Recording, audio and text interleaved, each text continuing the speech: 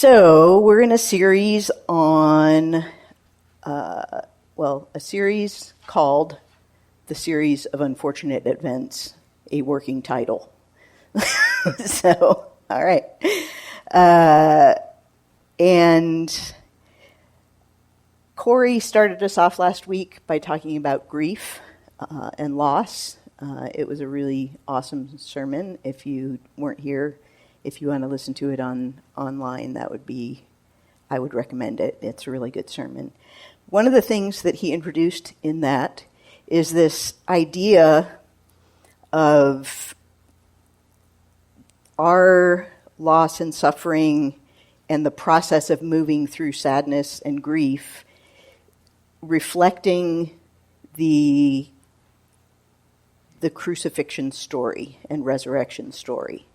And so the idea is that when we experience loss or suffering, we're kind of in Jesus' story at the place of his crucifixion.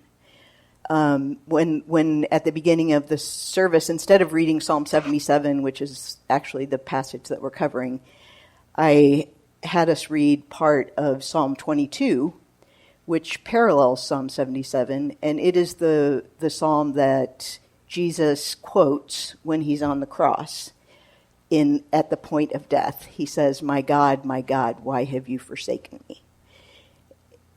And so loss and suffering sort of connects us with Jesus in his death.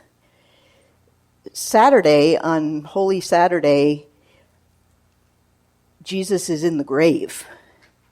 Now, God could have just, crucified and raised Jesus all at once. He chose to do it in this way that's a process.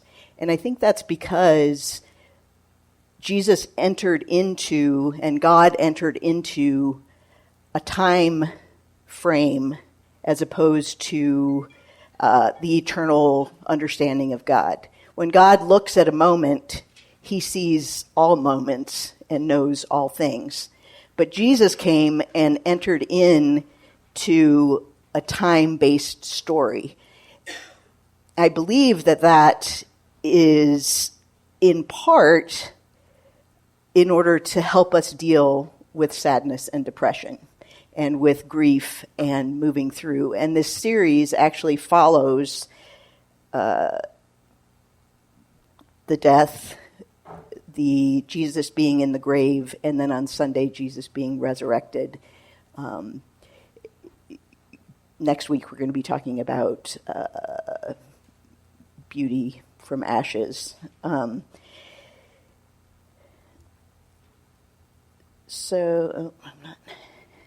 This week, Friday, Keith and I drove up to Flagstaff because Anna was having a really hard time. And I asked her permission. She said I could share the story. And she needed some encouragement, and that was what we went up to do. During that visit, we weren't with her actually a lot of the time. She was doing things that she needed to get done, and we were just there. What I realized, particularly, there was a moment where she was going in to meet with a counselor to try to find the resources to get help for the kinds of depression, anxiety that she was experiencing. And we were behind her. We weren't in front of her. We didn't go in with her.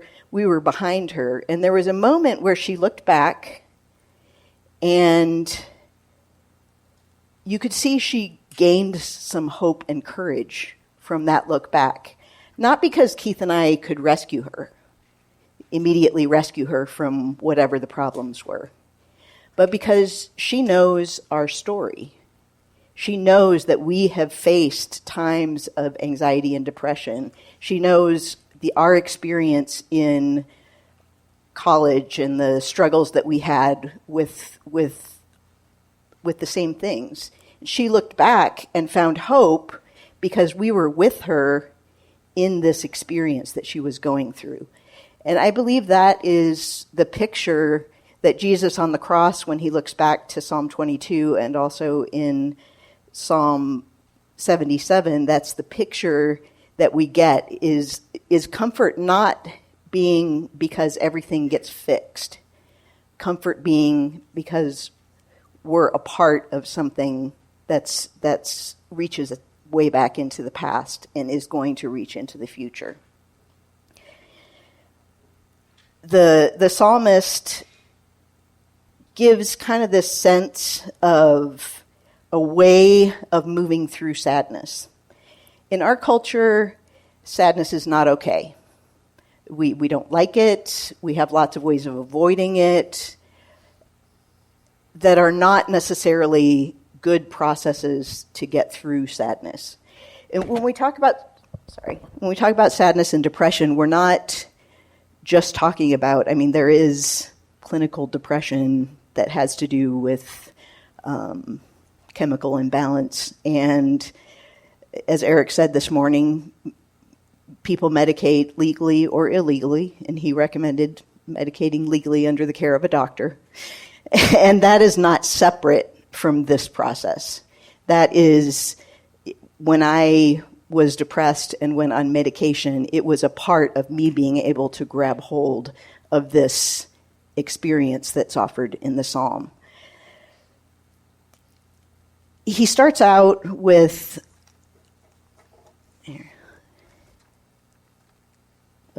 keep pointing the wrong way. He starts out and he says, I cry aloud to God, and he will hear me. That's the place where we start, is that awareness that when we cry out, it's not just crying out to nothing, that there's an awareness that we are a part of God's kingdom, and when we call out to God, he does hear.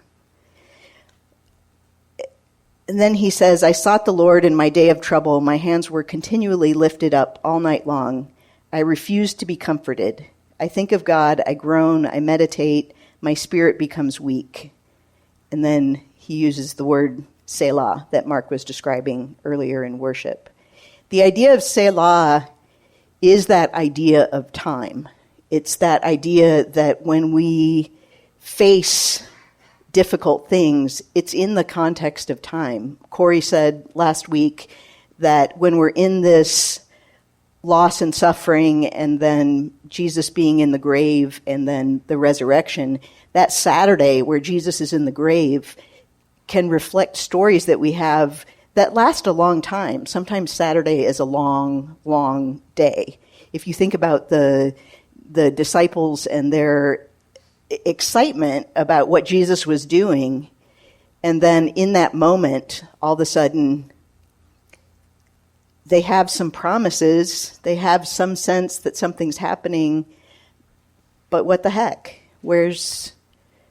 How is this going to work? It's not happening the way they expected it to happen. But their faith had to do with knowing that Jesus was actually doing something and that God was involved in this whole experience. He gives a good description in this psalm of depression and sadness, which I think depression is kind of what happens when we're not able, it's when we get kind of stuck in the sadness. It's when we avoid the sadness, when we disconnect from the sadness, we end up getting stuck. And so what this psalmist is doing is kind of offering a way through sadness that can bring us to the resurrection hope. As he talks about the symptoms, he talks about being sleepless, and he says, I refuse to be comforted. The idea of this is not just, forget it, I'm not going to be comforted. The idea of it is that I can't get myself out of this feeling. I can't escape what I'm feeling in my own strength. It's just not happening. And when we're sad, that is the place that we find ourselves. And then he talks about groaning and weakness. Some translations say, like, I can't speak. But it's not just like I'm mute. It's like I can't order my words. I can't explain what it is that's happening to me. This is confusion, and I'm weak, and I'm at a loss for how to talk about it. And a lot of us have experienced that when we're in that place of sadness. It's overwhelming, and we don't know how to communicate what it is that's happening. And that's when Corey talked about some of the encouragement or less than encouraging things that we say to each other when we're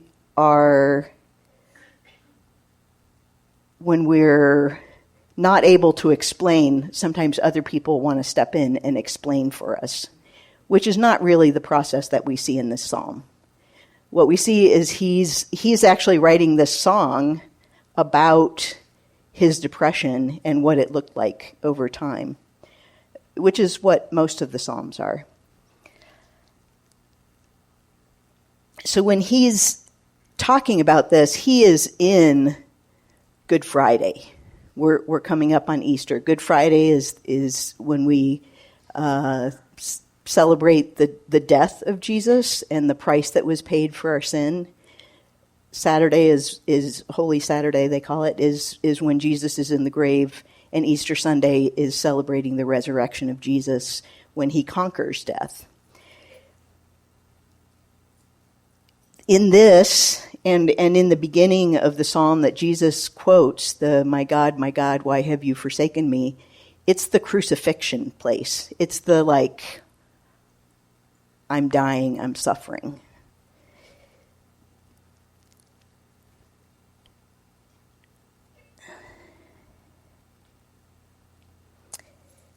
And then he goes on.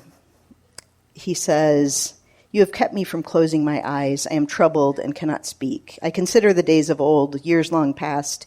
At night I remember my music," probably fairly dark music. "I meditate in my heart, and my spirit ponders. Will the Lord reject forever and never again show favor? Has his faithful love ceased forever? Is his promise at an end for all generations? Has God forgotten to be gracious? Has he in anger withheld his compassion?" These are the kind of places that we go in those moments where, is this my fault? Is it like, should I be ashamed? Is God just angry at me and now I'm stuck here and can't go anywhere? Am I rejected? Am I not really God's child?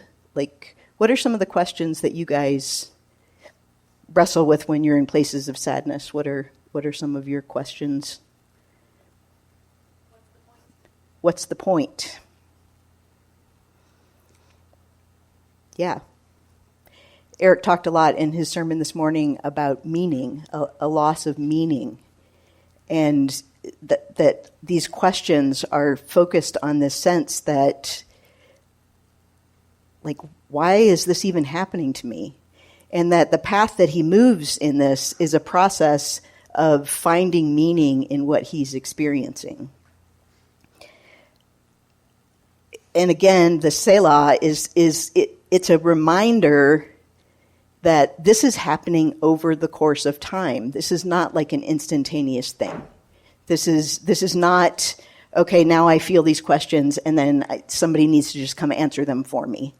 This is a wrestling and a groaning that the Spirit actually intercedes and teaches us, like, and talks to God on our behalf to understand the stuff that we don't understand inside ourselves when we're in this place of sadness and depression.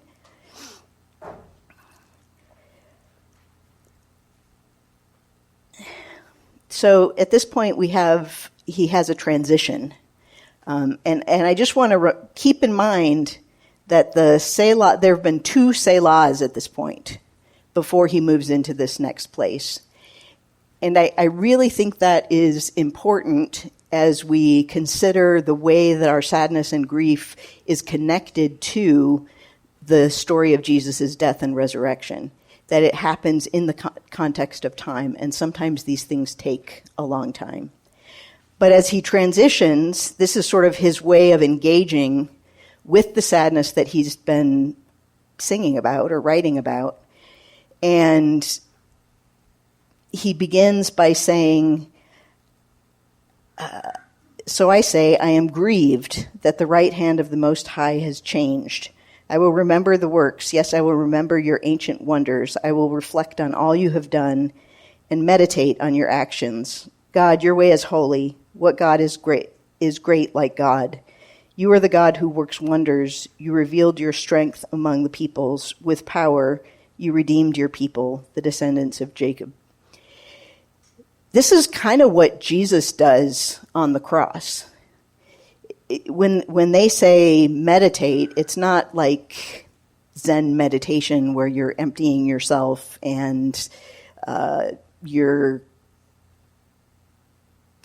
just hoping for some peace of mind.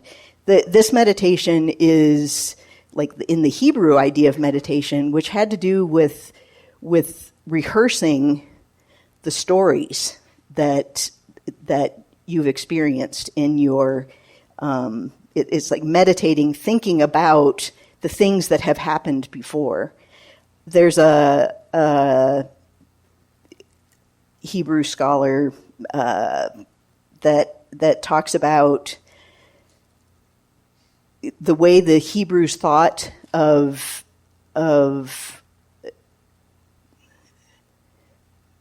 this process of remembering and meditating was kind of like rowing a boat. Okay, so you are moving in a direction toward the future, kind of like Anna when like she was moving forward, but we were behind her. And it's that idea that as we row our boat and move forward, the past is a part of what's guiding us into the future, and it's how we understand what's happening in the future. In one of the songs that we sing at the village, Eric wrote, is called Trust, and its original title was 2016. And he wrote it in a remembrance of a really sad time. It was one of the minor key songs like Asaph was meditating on. He wrote it when his brother's baby died, and one of the people in our community, her daughter was attacked by a dog, and there were lots of relational conflict, and it was this moment of sadness and at the same time a reflecting on the teaching of the word, because it's out of the scripture that says, trust the Lord with all your heart and lean not on your own understanding, but in all your ways acknowledge him and he will make your path straight. It's that looking back to the trustworthiness of God as we head into the future and finding our confidence in that.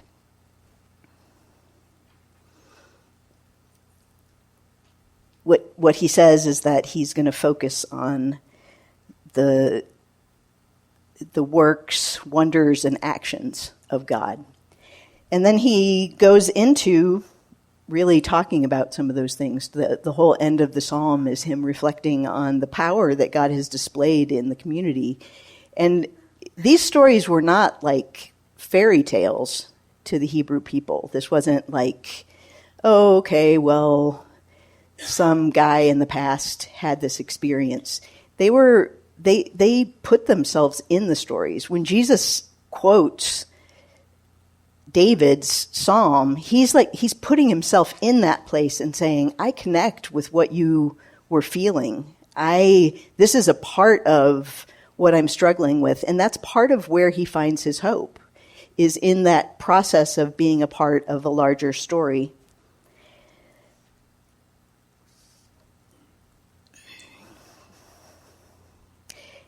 At the village, we do a lot of talking about our stories. And one of the ways that I have found hope as I move forward in my times of depression is knowing some of your stories. We become priests to one another, where we, in 2 Corinthians, it says that we comfort one another with the comfort we ourselves have received. And that idea is that we are priests of the living God that are a part of this grand narrative of redemption. That's where he goes to next, is that God has redeemed his people. He's bought them back with his own blood. And that's the story that we're a part of.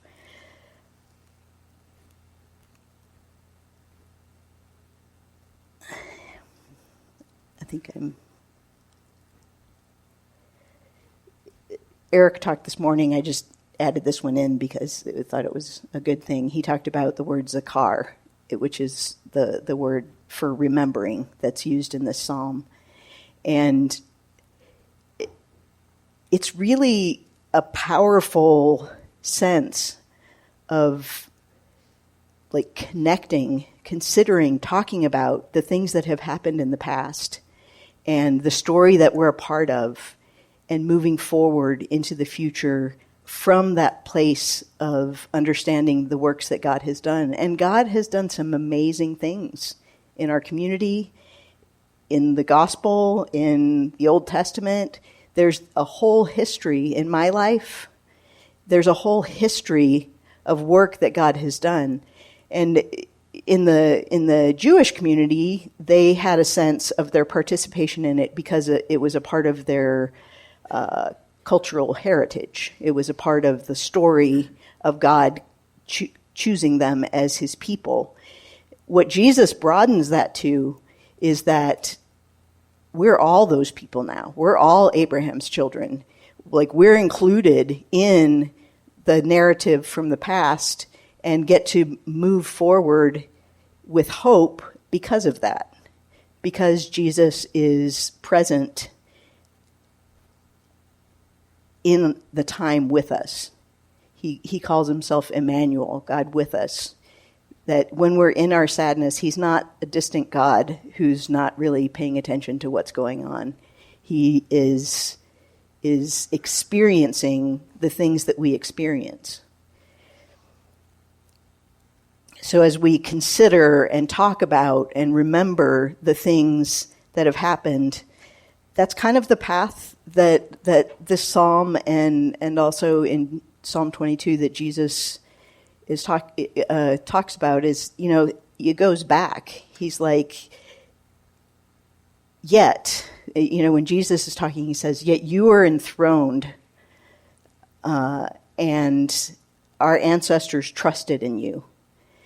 And some of us, our ancestors are here. The people that have shown us the way to Jesus are here. And our story is a part of understanding what God is doing and what God has done. We remember and meditate on and retell the stories with ourselves present in the story. When Anna looked back at us, it wasn't like a stranger. She wasn't saying, "Oh well, I guess I just have to do this on my own."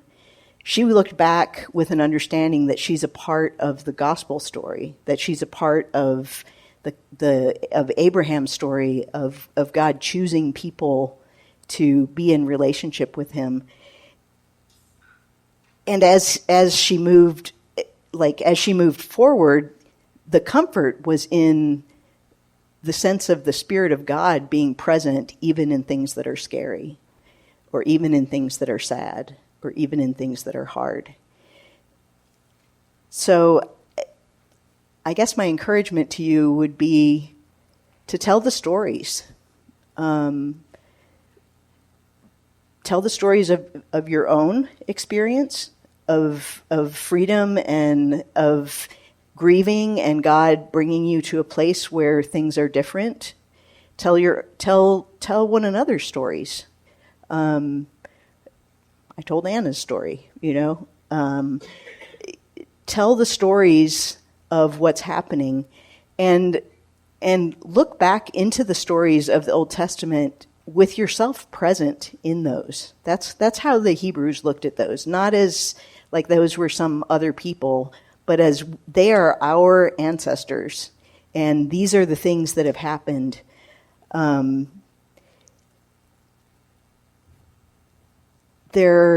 I was teaching on Daniel a while back, we were talking about miracles in exile. Things are not the way they're supposed to be. Sadness is a part of what's happening in the world around us. But God also is at work and is bringing life and hope and freedom and transformation. And as we share in those, we begin to move out of some of the sadness that we experience and into the hope of the resurrection. Not as like you just got to get over it, but as we are part of something good. This is all a part of something good. And we're not alone. We're in a community and a kingdom with someone who came down into exile with us. Didn't stay above us, but came down and experienced the suffering that happens over time, where you have to really, he lived the kind of suffering, and probably more suffering than we have lived. And so consider the big story, consider your Jesus's stories, the stories, your own stories, and the stories of the community, and talk about them. Because it is a way that we begin to move through the sadness and end up not getting stuck in the sadness. Anybody have any questions? He's getting the microphone, because I guess that's the thing.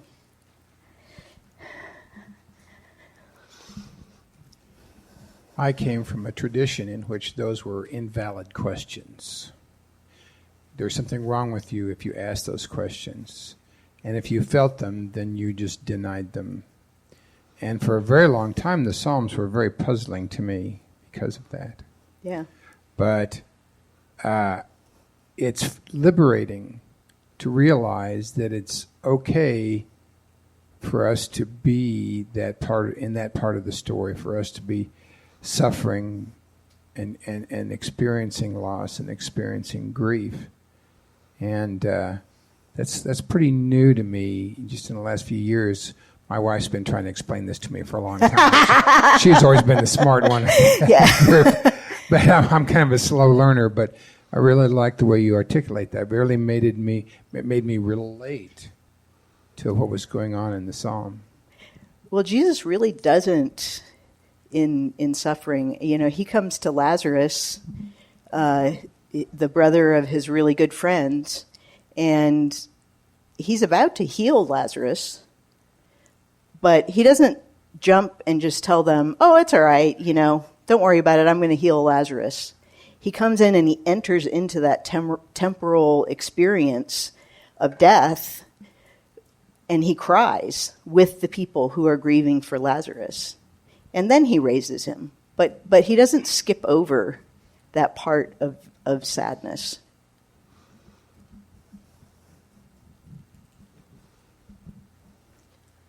I personally have a really difficult time with sadness. I tend to dissociate and, either pretend it's not there or tell myself, it's not valid, or give myself the, well-intended kind of responses of, God's always there and it's going to be okay. Because I don't like grief and sadness. And so I'm wondering how I can discipline myself to sit with it and grieve properly, because I hear that that's what is the good thing to do. Good in the capital G sense.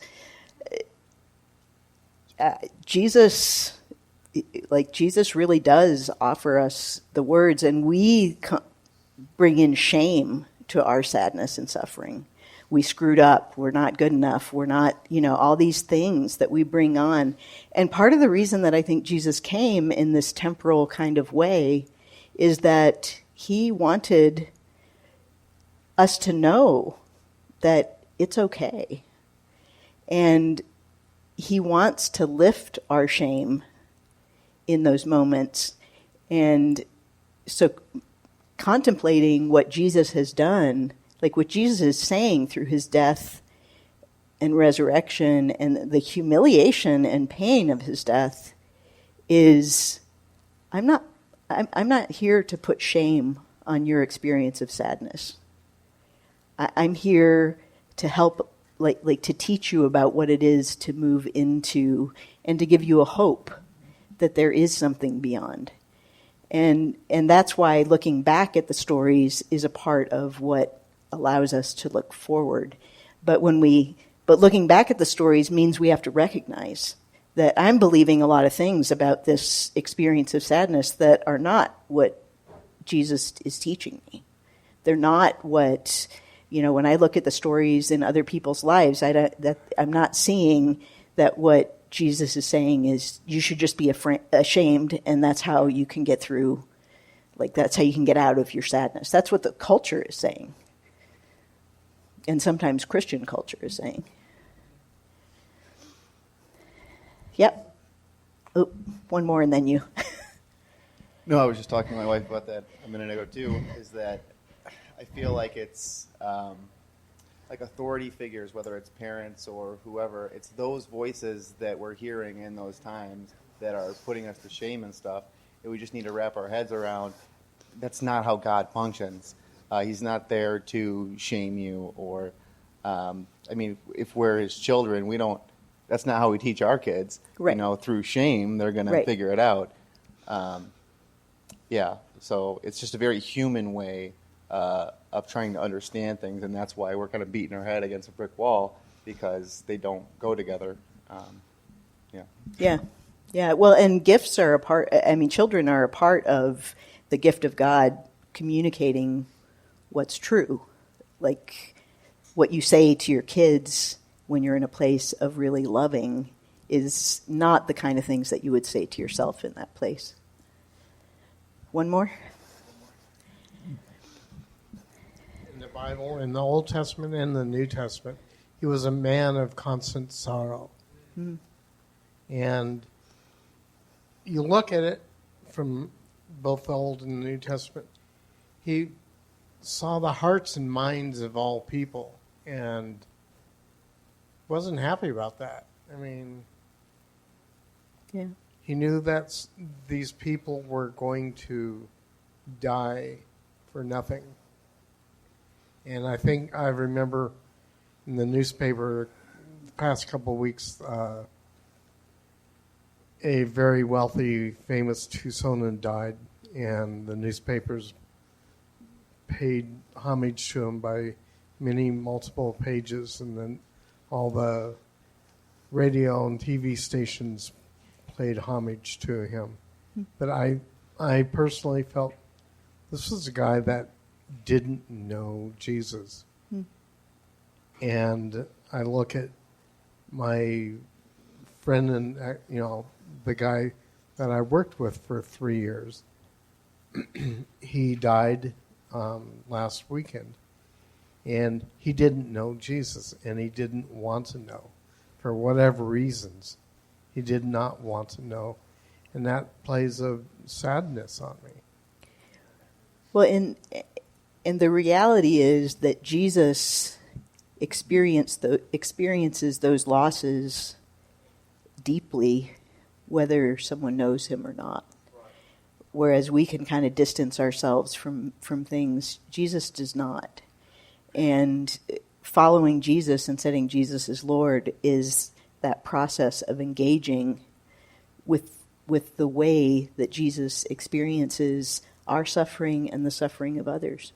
So, okie dokie. Well, Let's pray. Jesus, thank you just for the story that you invite us into and the identity as your children that you invite us into, and pray that you would help us to engage with that in real and tangible ways, especially as we're walking through suffering. Amen.